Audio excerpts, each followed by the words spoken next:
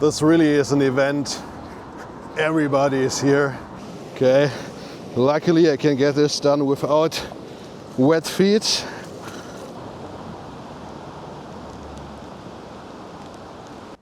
I arrived now at a really special location here in northern Germany, a little bit east of the city of Hamburg. And here's something special going on.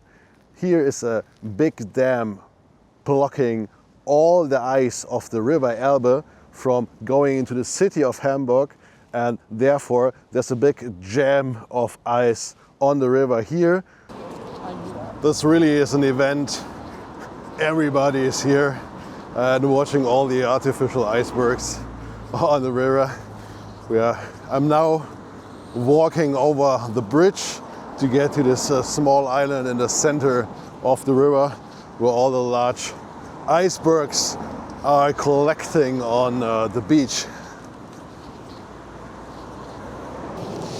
So basically I have no clue how those large icebergs are created by the river ice. You can see the people around.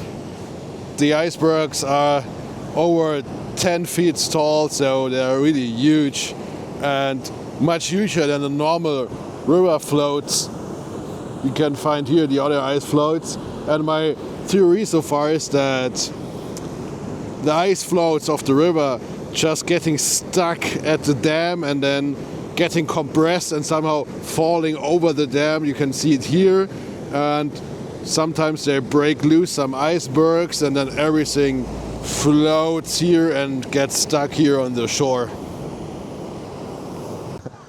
Okay, this is so funny because it actually looks like Diamond Beach on Iceland. Same vibe, but it's in Germany. Actually here it's actually beach, I didn't know before. So this is now near German Diamond Beach. Pretty awesome. Now I need to find compositions because you can see sun is pretty close to the horizon. So there will be a sunset soon. And well, I need to find something to place the camera. Okay, the main problem will be that everybody is pulling their kids in front of the icebergs. And so they want to take also the Instagram sunset photos with the ice. And I need to find a place for a composition where nobody is running into my shot. So I figured that I need to go here under the bridge from the dam, and then I can get this location somewhere here because there is water. I cannot walk there. Everybody's going there, so I will do the same probably. Well, I found the reason why nobody or not so much people are going there. There's water, and luckily my shoes can go through the water.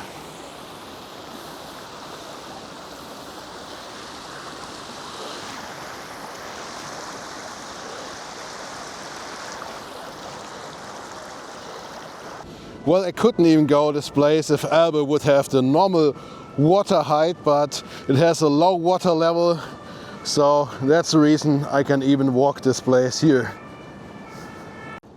Maybe I found my composition. There are two big of these icebergs here on shore right now. And you can see the setting sun is coming through here.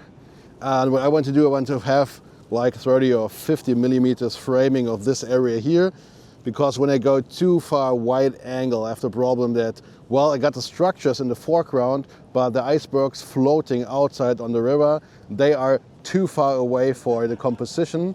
And also, if you look, there are some clouds up here, not much, only some, but they should turn red. I looked it up, it looks fine so far. So also some color near the horizon, which is a better idea to go with a little bit higher focal length. Well, my photo location was just busted by the tide times here on the river Elbe. I didn't know it would push so far land inwards, and now the place where we just went over in nearly 5 minutes just fully flooded, and we have to be fast now to be on the other side, and this will get us wet feet, I guess. Let's see how my shoes will work this, but it looks fine so far. Not too steep. Okay, luckily I can get this done without wet feet. Oh, it's getting more deep here.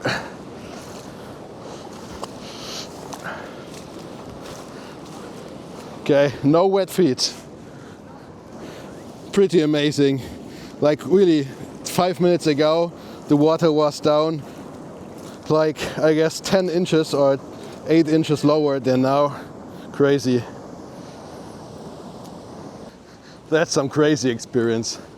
I never would have thought that the high tide would push in nearly 100 kilometers inland and then bring in 5 minutes 10 to 15 centimeters of water. Amazing. Luckily my shoes could handle that, but yeah, now I have to find something new for my composition with the icebergs where all the kids are jumping around, which is not so nice. Looks like I will just get a drone shot because yeah, everybody is somewhere climbing around on the ice.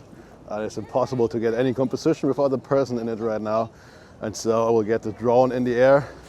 And actually somewhere over there in front of the dam there's a place I looked at from above where there's nice ice structures, even better than here, and I will do this with a drone shot flying low over the river away from the people line of sight. So get that going. So I will now just launch my drone from here directly over the river so there's nobody around, and this should do the thing to get in a placement where I have some nice foreground compositions. Oh, I hear there's another one flying with the drone. Entschuldigen Sie, ich würde kurz mit der Drohne nach da vorne starten. Danach können Sie gerne, jetzt gleich, jetzt gerade. Alles klar, danke, ich wollte nur kurz Bescheid sagen.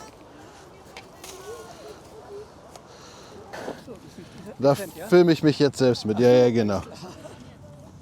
So.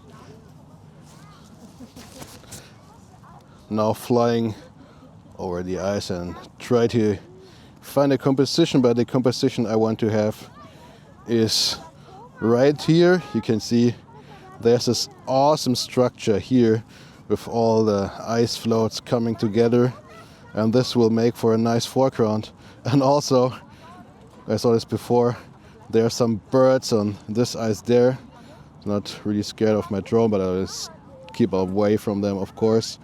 You can see this is the composition. I need to find myself a nice placement.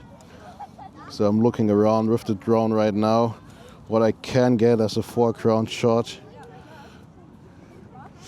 The problem is I want to have as less of the river flowing in my image as possible, because the river itself is just negative space, and so I don't want to have that in the composition. I'm now capturing the drone by hand to not risk to fly over the people. Well, now I got it.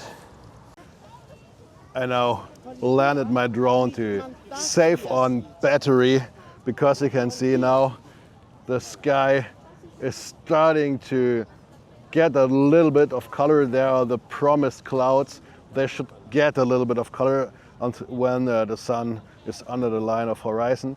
And if this happens, I will start the drone again and do the same panoramic shot, but with another light.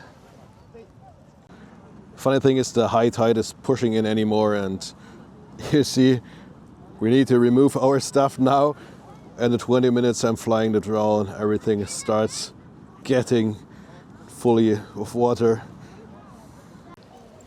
That was a pretty nice experience. Also a little bit sad that I could not have some DSLR shots from the ground, and all done with the drone. But the panoramic photos should turn out really nice. I haven't checked them yet, of course. I wish you a pleasant evening, and I'm now going on another day of aurora hunting in northern Germany because there's still high values for aurora tonight.